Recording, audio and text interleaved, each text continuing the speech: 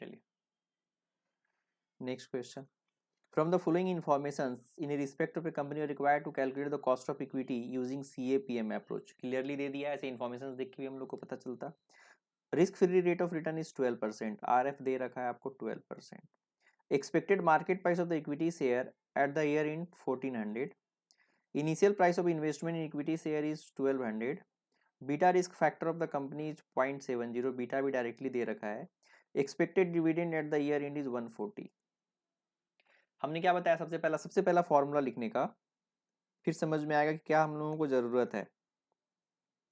तो CAPM model में के का फॉर्मूला क्या होता है?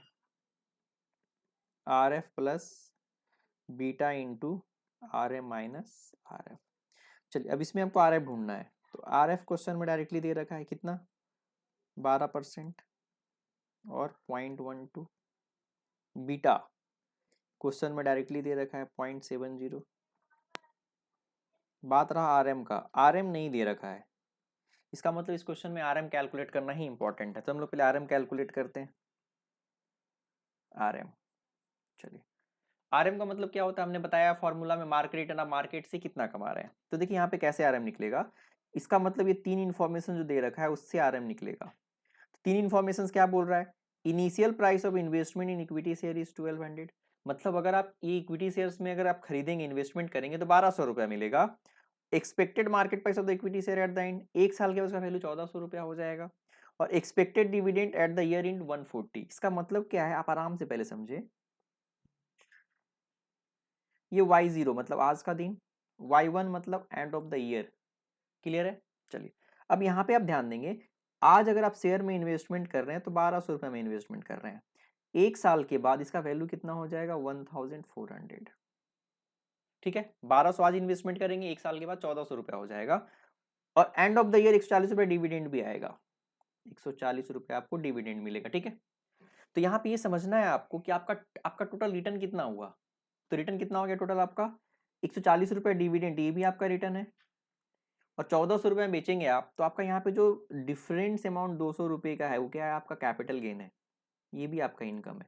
तो आपका टोटल इनकम कितना हो गया? 200 प्लस 140 मतलब 340 आपका इनकम हो गया। ये पॉइंट समझ में आ रहा है आपको?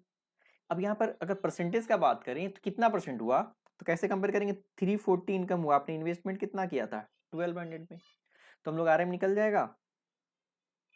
RM का मतलब क्या, हम लोग बोल सकते हैं return divided by investment into 100। ठीक है, यहाँ पे रिटर्न कितना हो गया आपका? बोल सकते हैं रिटर्न में आपका डिविडेंड प्लस कैपिटल गेन। समझ में आ रहा है? डिविडेंड कितना हो गया आपका? 140। और कैपिटल गेन कितना हो गया? 200। तो 200 को आप ऐसे लिख सकते हैं 1400 minus 1200 is equal to 140 plus 200 is equal to 340। Clear है? अब परसेंटेज निकालना है, तो रिटर्न मेरा 340 और इन्वेस्टमेंट मेरा 1200 है। कभी भी 1400 नहीं लेंगे, क्योंकि जब हम लोग परसेंटेज कंपेयर करते हैं ना तो बेस प्राइस से कंपेयर करते हैं। आपका 100 रुपया से 120 रुपया हुआ, तो 20% कैसे आया? 20 अपन 100 इंटू 100, इन्हीं की 120। तो कभी परसेंटेज देते हैं हम लोग बेस प्राइस लेते हैं। तो हम लोग यहाँ पे रिटर्न आ गया। अब यहाँ पे इन्वेस्टमेंट मेरा 1200 है, तो यहाँ पे RM आ जाएगा। ठीक है, तो RM equal to return divided by investment into 100। रिटर्न कितना हो गया आपका? 340, इन्वेस्टमेंट 1200 इंटू 100। तो 340 इंटू 100 डिवाइडेड बाई 1200, 28.33, 28.33%। पॉइंट समझ में आ रहा है? चलिए इतना, अब सब कुछ आ गया RM। तो हम लोग सिंपल के का फॉर्मूला लगाएंगे। RF कितना है मेरा? 12% प्लस बीटा, बीटा कितना है? 0.70। RM 28.33। हम लोग सबको पॉइंट में ले रहे हैं तो इसको भी पॉइंट में लेंगे, 0.2833। RF 0.12। ठीक है, 0.12 प्लस 0.70 माइनस 12%, तो 0.1633 इज इक्वल टू 0.12 प्लस मतलब इतना 0.170 0.1143 इज इक्वल टू प्लस 1.12, दोनों को जोड़ेंगे तो 0.2343, परसेंटेज में लिखना है तो 23.43% आंसर।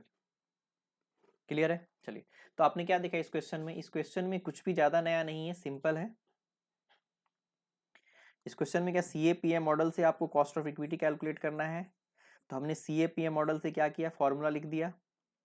फॉर्मूला में RF बीटा सबको डायरेक्टली दिया है, RM का मतलब मार्केट रिटर्न डायरेक्टली नहीं दिया हुआ है, तो हमने समझाया 1200 रुपये पे इन्वेस्टमेंट कर रहे हैं, एंड ऑफ द ईयर वो उससे इन्वेस्टमेंट से आपको 140 रुपये का डिविडेंड इनकम हो रहा है और 200 रुपये का कैपिटल गेन इनकम हो रहा है। अगर चाहिए तो यहाँ पर और क्लियरली लिख देते हैं, ये 140 क्या है आपका डिविडेंड इनकम है,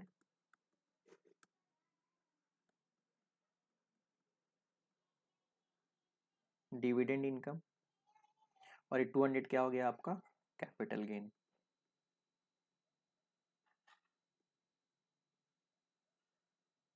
और ये 340 हो गया आपका टोटल इनकम।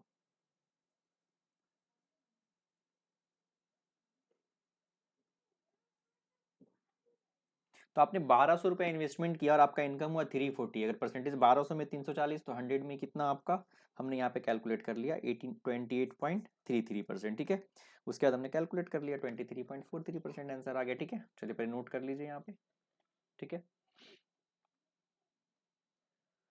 इसको भी नोट कर लीजिए। तो यहाँ पे कंफ्यूजन नहीं होगा, डी और सीजी क्या है, सीजी ये है कैपिटल गेन और ये क्या है डिविडेंड। क्लियर है?